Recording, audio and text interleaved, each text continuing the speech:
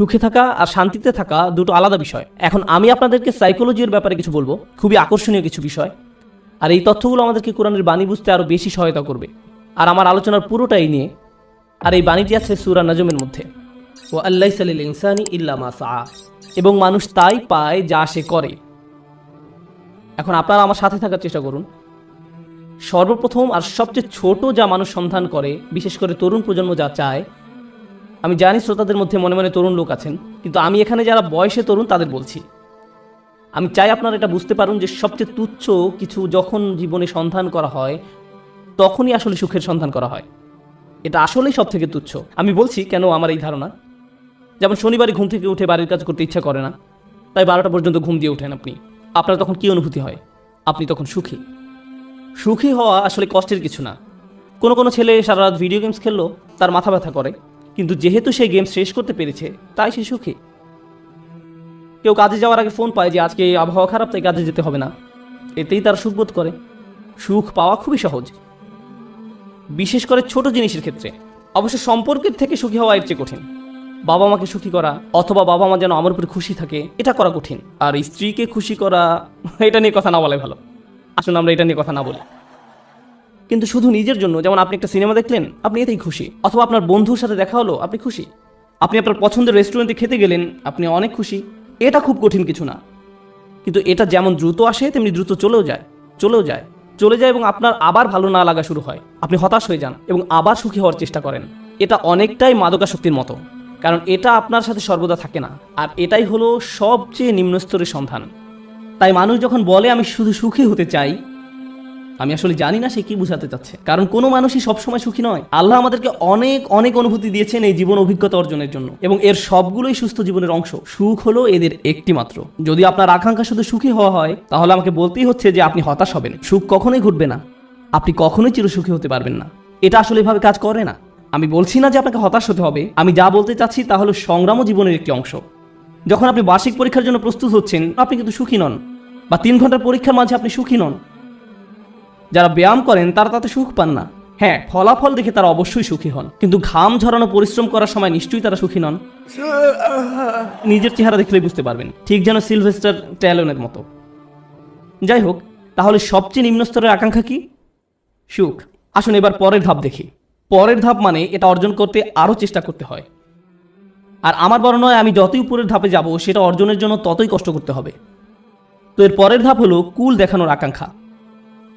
এটা সুখের আকাঙ্ক্ষা নয়। আকাঙ্ক্ষা হলো কুল হওয়ার। কুল হওয়া মানে হলো কেউ আমাকে নিয়ে ঠাট্টা করবে না, আমি বাকি সবার মতোই হব।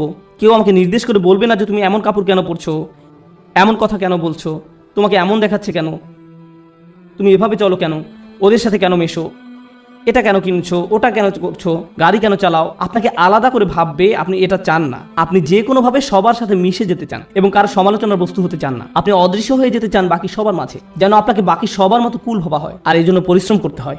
উদাহরণ হিসাবে বলা যায়, আপনারা যারা হাই স্কুলে পড়ছেন, আপনি স্কুলে কি পোশাক পরে যাচ্ছেন সেটা আসলেই একটা বড় ব্যাপার। আপনি যখন আলমারি থেকে একটা কাপড় বের করেন বা জুতা হাতে নেন পরার জন্য, তখন আপনার মনে এই প্রশ্ন আসে যে কে আপনার পোশাক নিয়ে মজা করতে পারে। সত্যি সত্যি আপনার মনে ভাবনাটি আসে। অথবা আপনি যখন কাপড় কিনতে দোকানে যান, আপনার বাবা হয়তো আপনাকে টাকা দিয়েছেন কিছু কেনার জন্য। আপনি যাই কিনেন না কেন, অনেক কিছু কেনার পেছনে একমাত্র কারণ হলো যখন আপনি এইসব পরবেন তখন লোকে কি বলবে। এটাই হলো কুল হওয়ার আকাঙ্ক্ষা। বাদ বাকি 10 জনের মাঝে মিশে যেতে হলে আপনাকে পরিশ্রম করতে হবে। এমন কিছু করা খুব সহজ যাতে মানুষ আপনাকে আজব ভাববে, কিন্তু বাকি সবার মতো চলতে গেলে কিছু কাজ করতেই হবে। অনেক তরুণকে এই জন্য নিজের পছন্দ বাদ দিতে হয়। তাদের এমন অভিনয় করতে হয় যা আসলে তারা নয়। আমি কিছু তরুণকে চিনি, ধরুন 14-15 বছর বয়স। একজনের কথা মনে আছে, সে বেসবল টুপি পরতো, কারণ এটা তখন ফ্যাশন ছিল। তার প্যান্ট ঝুলে থাকতো।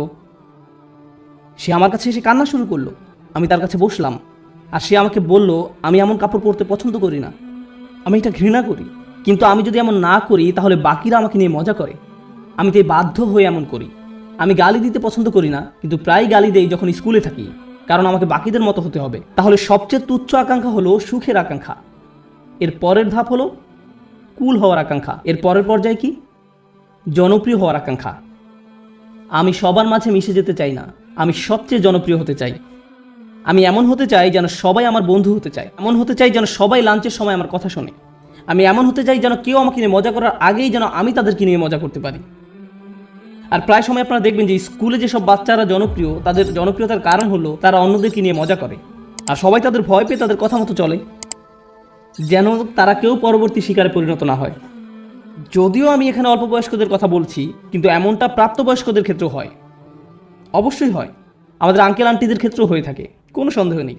জনপ্রিয়তার মানে হলো আমি চাই সবাই আমাকে নিয়ে কথা বলুক, আমি সবার মনোযোগের কেন্দ্রে থাকতে চাই, আমি চাই সবাই আমাকে নিয়ে মন্তব্য করুক, আমি কোনো ছবি পোস্ট করব, টুইট করব, ভিডিও বানাবো, যা কিছুই করি মানুষ যেন আমাকে নিয়ে কথা বলে। যখন আমাকে নিয়ে কথা বলা কমে যাবে তখন আমাকে নতুন কিছু আবার করতে হবে যেন মানুষ আমাকে নিয়ে মেতে থাকে। জনপ্রিয়তার আকাঙ্ক্ষা খুবই আজব একটি জিনিস, কারণ এর কারণে মানুষ নিজেই নিজের অপমান করে। যেমন মিউজিক ইন্ডাস্ট্রিতে যখন এমন হয় কোনো শিল্পীর গান খুব হিট করলো, সবাই সেই গান ডাউনলোড করলো, তারপর যখন তার জনপ্রিয়তা কমে গেল তখন তাকে নিজেকে অপমানিত করতে হবে, নোংরা ভিডিও বানাতে হবে বা কোনো কাহিনী তৈরি করা যেন পত্রিকাগুলো তাকে নিয়ে মেতে থাকে, অন্তত সেখানে জনপ্রিয়তা থাকবে।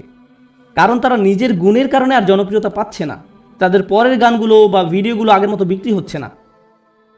এটাই হলো জনপ্রিয়তার আকাঙ্ক্ষা। জনপ্রিয় হওয়ার জন্য পরিশ্রম করতে হয়, টাকা পয়সা খরচ করতে হয়, সময় দিতে হয়, নিজের ভাবমূর্তির জন্য কাজ করতে হয়, আর ভাবমূর্তি রক্ষা করাই তখন সবচেয়ে গুরুত্বপূর্ণ হয়ে যায়। সমাজে অবস্থান ধরে রাখাই তখন মুখ্য হয়ে দাঁড়ায়। এটা হলো পরের পর্যায়, কিন্তু এর উপরে আরও ধাপ আছে। এরপর এর উপরে রয়েছে আর এক ধরনের প্রচেষ্টা, সেটা হলো সম্মানের পেছনে ছুটে চলা। কলেজের ছাত্রদের কাছে এটা বেশি গুরুত্বপূর্ণ প্রাথমিক বা হাই স্কুলের ছাত্রদের চেয়ে। এইমাত্র আমি কি বললাম? সবার নিচে সুখ, তারপরে কি? কুল, সামাজিকতা, তারপর জনপ্রিয়তা। সম্মান মানে হলো আপনি আপনার নিজের সাথে এমন কিছু যুক্ত করতে চান যেটা অনেক মূল্যবান। আপনি মানুষকে বলতে চান, জানো আমি হার্ভার্ডে গিয়েছিলাম। আপনি তাদের বলেন না যে আপনি সেখানে সাপ্তাহিক ছুটি কাটাতে গিয়েছিলেন, আপনার বন্ধুর সাথে দেখা করতে গিয়েছিলেন, কিন্তু আপনি আপনার নিজের নামের সাথে একই বাক্যে হার্ভার্ড শব্দটা ব্যবহার করতে ভালোবাসেন। সত্যি কথা হলো আপনি যদি হার্ভার্ডের নবীন ছাত্র হন, আপনি কি অর্জন করেছেন? কিছুই না। আপনি শুধু সেই ভার্সিটিতে পড়েন, কিন্তু আপনি নিজের নামের সাথে একটা সম্মানিত প্রতিষ্ঠানের নাম যোগ করতে পছন্দ করেন। নিজের নামের সাথে একটা মর্যাদাপূর্ণ ব্র্যান্ডের নাম যুক্ত করতে আপনার ভালো লাগে। আপনার নির্দিষ্ট ব্র্যান্ডের পোশাক পরতে ভালো লাগে, এবং যদি ব্র্যান্ডের লেবেল দেখা না যায় আপনি অন্য মানুষের সাথে এমনভাবে কথা বলেন যেন তারা বাধ্য হয়ে প্রশ্ন করে আপনি এটা কোথা থেকে কিনেছেন। আপনি যেন বলতে পারেন যে এটা আরমানি ব্র্যান্ড বা এটা কিছু একটা, কারণ আপনি চান নিজের নামের সাথে সেই ব্র্যান্ডের নাম যুক্ত করতে। নতুন কোনো ব্র্যান্ডের গাড়ি বাজারে আসলে কোন গাড়ি আপনি চালাচ্ছেন, কোন ধরনের পোশাক আপনি পরছেন, কোন ধরনের মানুষের সাথে আপনি মিশছেন। সেলফি এজন্য তোলে না যেন আপনি তাদের মনে রাখতে পারেন, আপনি এজন্য সেলফি তোলেন যেন ছবিটা পোস্ট করতে পারেন, যেন অন্য মানুষ আপনাকে বেশি গুরুত্বপূর্ণ ভাবে, কারণ আপনি সেই বিশেষ ব্যক্তির পাশে দাঁড়িয়ে আছেন। এটা সম্মানের একটা ব্যাপার হয়ে দাঁড়ায়। ছবি তোলা যদি শুধু আপনার জন্য হয় দারুণ ব্যাপার, কিন্তু এটা আসলে অন্য মানুষদের জানানো যে আপনি কতটা অসাম, অন্যদের সাথে মিলে কোনো কিছু অর্জন করতে পারার জন্য নয়। কিন্তু মুসলিম সমাজে অন্য এক ধরনের মর্যাদা আমাদের বাবা মারা অনেক সময় পান, আর তা হলো তারা তাদের সন্তানকে হাফেজ বানাতে চান। এবং ডাক্তার। আর যদি হয় হাফেজ ডাক্তার তাহলে তো কথাই নেই, তারা দিন ও দুনিয়া দুটোই পেয়ে গেছে। রব্বানা আতিনা ফিদ দুনিয়া হাসানা ওয়া ফিল আখিরাতি হাসানা, কাজ এখানেই হয়ে গেছে। কিন্তু তারা মানুষকে বলতে পছন্দ করে যে জানো সে একজন হাফেজ। কিন্তু দুর্ভাগ্যবশত এর জন্য আপনি আপনার সন্তানকে কোরআনে হাফেজ বানাননি। কিন্তু এমনটাই ঘটে থাকে। আমরা এখন কোন পর্যায়ে আছি? সম্মান। এটা অনেক বড় ব্যাপার হবে যখন আপনি আপনার প্রথম চাকরিটা পাবেন, হয়তো মাইক্রোসফট বা অন্য কোথাও, কে জানে। ধরেন আপনি বড় কোথাও চাকরি পেলেন, হয়তো গুগলে। তারা আপনাকে আপনার ব্যাজ দিবে, যেটা আপনি মসজিদেও পরে আসেন। যেন কেউ প্রশ্ন করে যে তুমি কি অনেক বেশি গুগল ব্যবহার করো যে তারা তোমাকে একটা বিশেষ ব্যাজ দিয়েছে, আর আপনি তখন বলার সুযোগ পান না না আমার সেখানে চাকরি হয়েছে। আপনি মানুষকে জানাতে চান যে আপনি কি অর্জন করেছেন। তাফাখুরুম বাইনাকুম, কোরআনে এটাকে এভাবেই বলা হয়েছে। অন্যদের দেখানোর ইচ্ছা যে আপনার কি মর্যাদা আছে। যাই হোক, আমি আবার একদম নিচ থেকে শুরু করতে চাই। প্রথমে কি ছিল? সুখ। দ্বিতীয় সামাজিকতা। তৃতীয় জনপ্রিয়তা। চতুর্থ সম্মান। তার উপরে টাকার পিছনে ছুটে চলা। কিছু মানুষ আছে যারা সুখকে পাত্তা দেয় না, তারা সামাজিকতার কথা ভাবে না, তারা জনপ্রিয়তা চায় না, এমনকি সম্মানও নয়। একটা জিনিসকেই তারা গুরুত্ব দেয়, আর সেটা হলো টাকা। তারা জানে কিভাবে অনেক টাকা উপার্জন করতে হয়।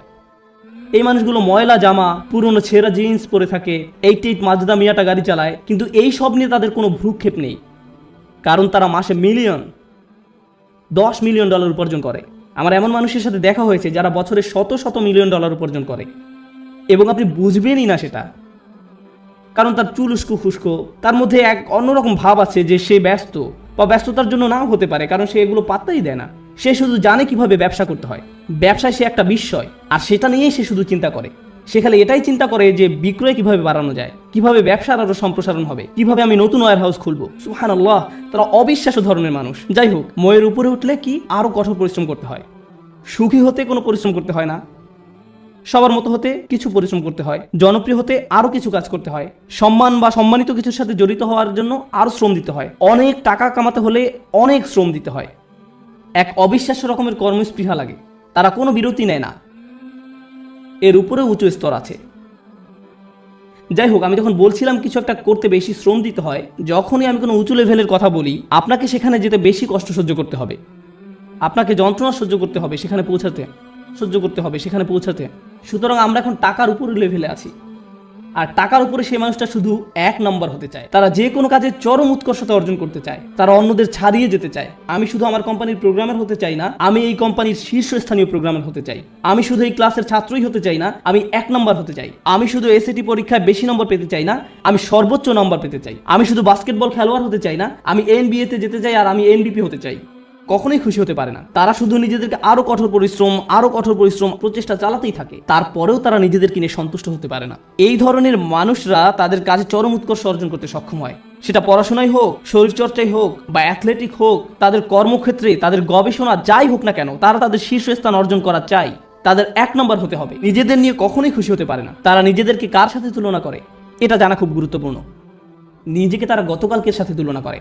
তারা আর কাউকেই পাত্তা দেয় না, কারো দিকে তাকায় না। তারা জানে তারা আরো ভালো করতে পারে, তাই তারা কখনোই সন্তুষ্ট হতে পারে না। তারা কখনো কাজ না করে বসে থাকে না।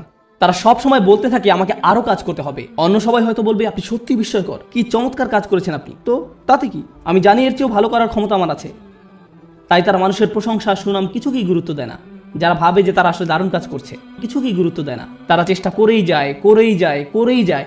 আর এমন একটা উদাহরণ হলো মাইকেল ফেলপস, ঠিক কিনা?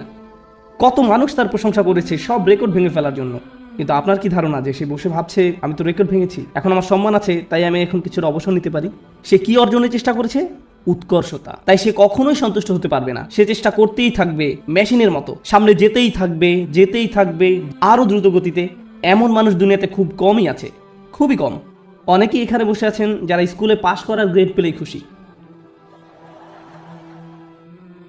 তখনই তারা সুখের খোঁজে প্লে স্টেশন নিয়ে খেলতে বসে যায়। আবার এমনও মানুষ আছে যারা 99 পেলেও নিজের উপর অসন্তুষ্ট হয়, কিভাবে আমি এই ভুলটা করলাম। এমনটা সাধারণত ছেলেরা করে না, মেয়েরা করে। উৎকর্ষতা অর্জনের ব্যাপারে কথা বলতে বলতে আরো একটা কথা বলতে চাই, যে আমি জীবিকা অর্জনের জন্য কি করি। আমার সত্যিকার অর্থে কোনো চাকরি নেই, কিন্তু আমার ক্যারিয়ারের একটা অংশ হলো যে আমি কম বয়স্ক ছেলে মেয়েদেরকে আরবি শিখাই। এটা একটা বেশ ইন্টেন্সিভ প্রোগ্রাম। তাদের আরবি কিছুটা শেখাতে 9 মাস লেগে যায়।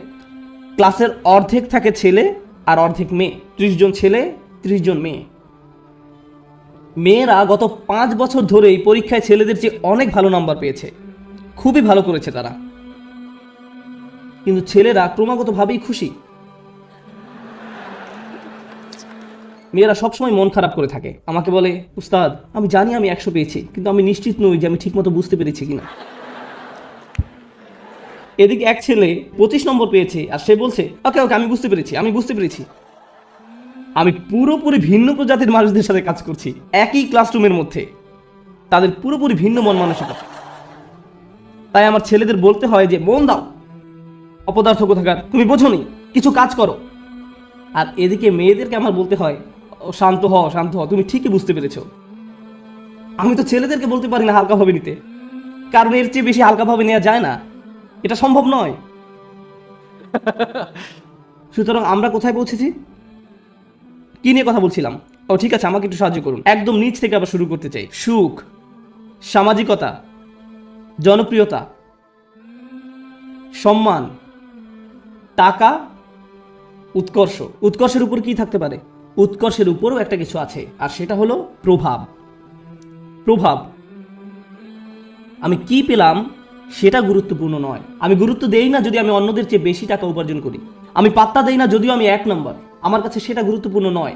আমি অন্যদের জন্য কিছু করতে চাই, আমি একটা উত্তরাধিকার রেখে যেতে চাই। যখন আমি চলে যাব দুনিয়ার বুকে আমি আমার চিহ্ন রেখে যেতে চাই যে আমি কিছু একটা করেছি যেটা এই জায়গাটাকে অন্যদের জন্য আরো ভালো জায়গায় পরিণত করেছে।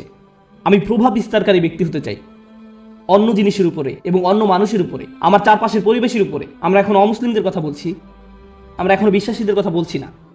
আমরা জানি এমন মানুষ আছে যারা MBA শেষ করেছে সবচেয়ে ভালো ভার্সিটি থেকে, যারা হয়তো লাখ টাকা স্যালারি পেতে পারতো ভার্সিটি থেকে বের হয়ে, তারা সেই বেতন ত্যাগ করে এমন প্রতিষ্ঠানে যোগ দিচ্ছে যারা সামাজিক দায়বদ্ধতার জন্য কাজ করে। তারা অনেক কম বেতন নিচ্ছে কারণ তারা টাকায় বিশ্বাস করে না, তারা অনেক বেশি প্রভাবের উপর বিশ্বাস করে। তাই তারা বরং এমন প্রতিষ্ঠানের সাথে কাজ করছে যারা শিক্ষা পদ্ধতিকে পুনর্গঠন করতে সাহায্য করছে। বা কোনো ডাক্তার যে হয়তো অনেক টাকা উপার্জন করতে পারতো, যে রেসিডেন্সি শেষ করে কাজে যোগদান করতে প্রস্তুত, সেই সময় সিদ্ধান্ত নিল যে সে 3 বছর ডক্টরস উইদাউট বর্ডার্স NGO-তে কাটাবে। আপনি এমনটা শুনেছেন কখনো? আপনার জীবনের ঝুঁকি থাকে এদের সাথে কাজ করতে।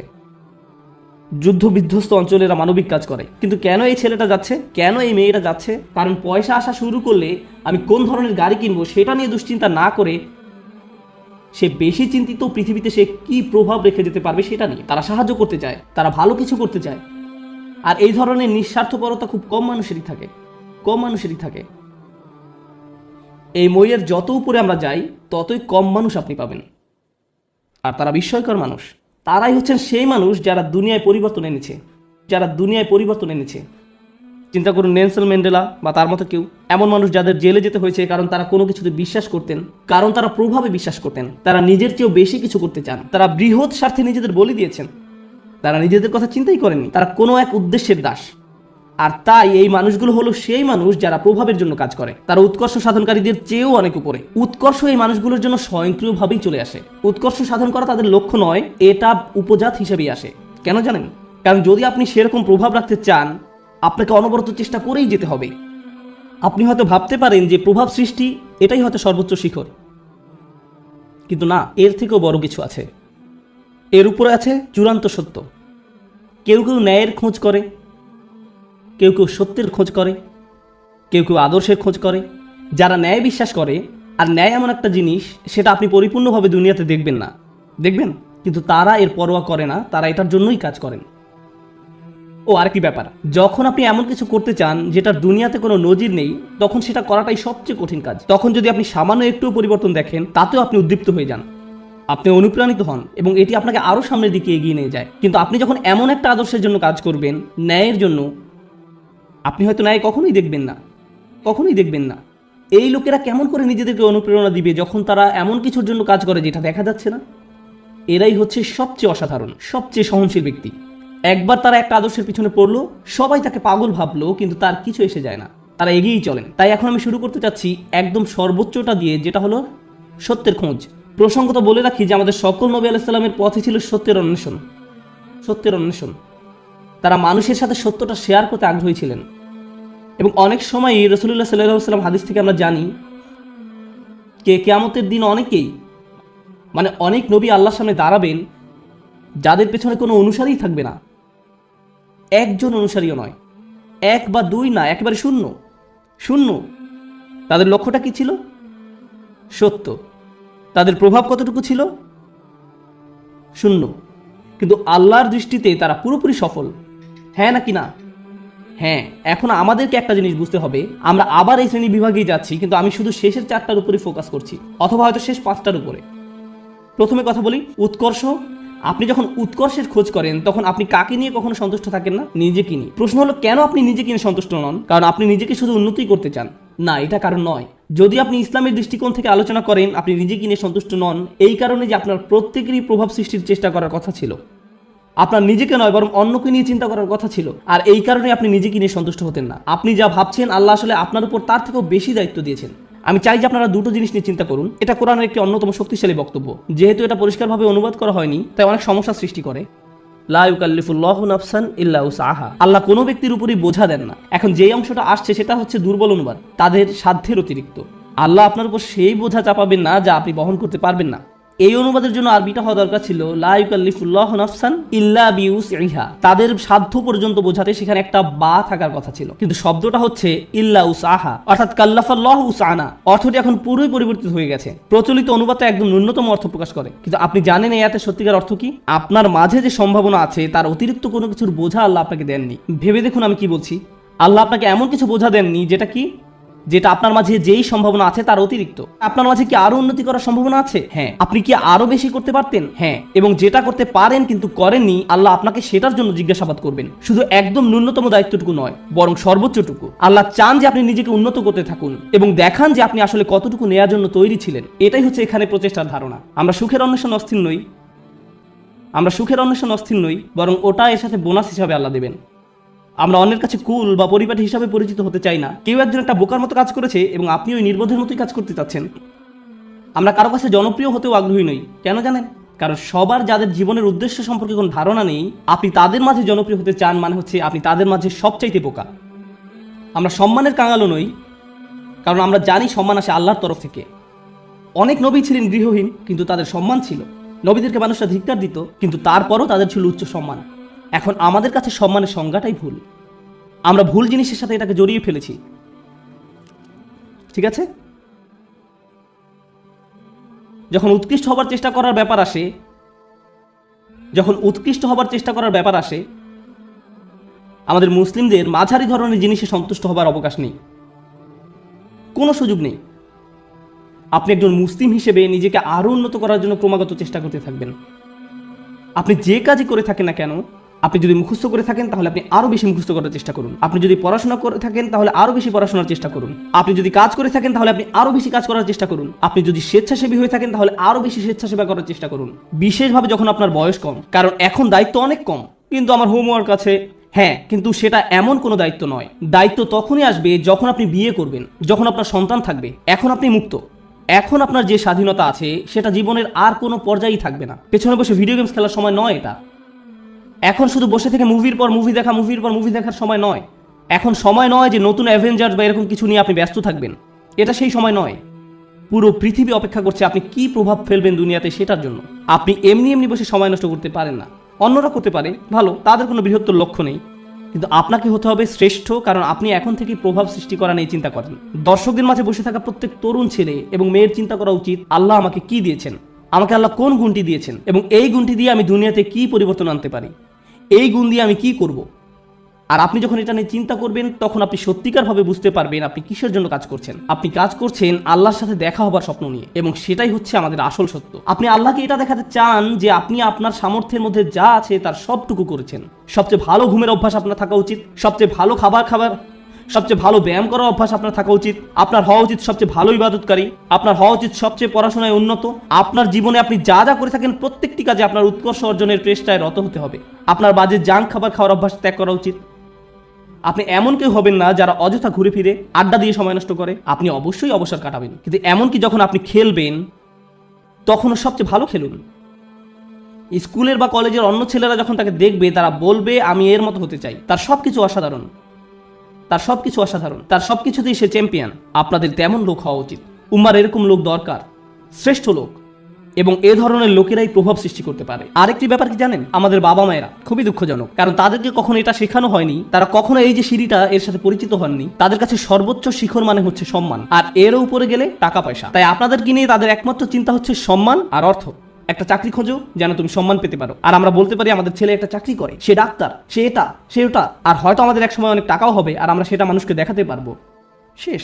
এটাই তাদের একমাত্র চিন্তা। আর তারা সবসময় জিজ্ঞাসা করে তুমি কোথায় কাজ করবে, কেমন করে তুমি আরো টাকা রোজগার করবে, কখন আমরা বাড়ি কিনবো। সবকিছুই শেষ হয় সম্মান এবং অর্থতে গিয়ে। কিন্তু জীবনে এর উপরেও কিছু আছে। অর্থের উপরে কি? টাকা পয়সা, উৎকর্ষ। কে আপনাকে উৎকর্ষ বা শ্রেষ্ঠত্ব অর্জনের দিকে ধাবিত করবে? আমরা শুধু অর্থ এবং সম্মান নিয়ে চিন্তা করতে করতে জীবন শেষ করে ফেলি। মুসলিমদের মাঝে কত ছেলে মেয়ে ডাক্তার হয়েছে, আমি সবসময় তাদের উদাহরণটাই দিই, কারণ এদেরকেই সবচেয়ে বেশি হতাশ দেখি আমি। তারা ডাক্তার হয়েছে শুধুমাত্র এই কারণে যে তাদের মা বলেছে কিংবা বাবা বলেছে। আমি কখনোই আমার কোনো সমস্যা হলেও এরকম ডাক্তারের কাছে যেতে আগ্রহী নই। আমি বরং এমন কারো কাছে যাব যে ডাক্তার হয়েছে কারণ তারা মানবতার সেবা করতে চায়। তারা তাদেরকে নিয়ে চিন্তা করে। তারা দুর্নীতিগ্রস্ত ইন্স্যুরেন্স কোম্পানি থেকে পরবর্তী টাকা আসার অপেক্ষা করে না। তারা আসলে মানবতা নিয়ে চিন্তিত। আমি এ ধরনের ডাক্তারের সাথে সম্পর্ক রাখতে, নিজে এবং বাচ্চাদেরকে নিয়ে যেতে আগ্রহী। প্রভাব সৃষ্টিকারী ব্যক্তি। এখন এই ব্যাপারে আমার শেষ কথা, লাইসা লিল ইনসানি ইল্লা মা সা। মানুষের কিছুই থাকবে না শুধুমাত্র তারা যে চেষ্টা করেছে তা ছাড়া। আবার শুরু করি। সুখের সন্ধান, কুল, সামাজিক বা পরিবারটি হওয়ার বাসনা, জনপ্রিয় হবার আকাঙ্ক্ষা, সম্মান পাবার আকাঙ্ক্ষা, অর্থপ্রাপ্তির আকাঙ্ক্ষা, উৎকর্ষ লাভের আকাঙ্ক্ষা, প্রভাব সৃষ্টিকারী হবার ইচ্ছা এবং সত্য পাবার প্রচেষ্টা। জানেন আল্লাহর কাছে সবচেয়ে মূল্যবান কোনটি? এই সব কিছুর মাঝে আল্লাহর কাছে সবচেয়ে প্রিয় হচ্ছে আপনার প্রচেষ্টা। অর্থ নয়, প্রভাব না, শ্রেষ্ঠত্ব না, এই সব কিছুই আসবে, কিন্তু আল্লাহ আপনার কাছ থেকে যেটা দেখতে চান সেটা হচ্ছে প্রচেষ্টা। প্রচেষ্টা। আমি আপনাদের বলেছি নবী আলাইহিস সালামদের কথা, যারা শেষ বিচারের দিন আল্লাহর সামনে দাঁড়াবেন, কতজন উম্মত নিয়ে?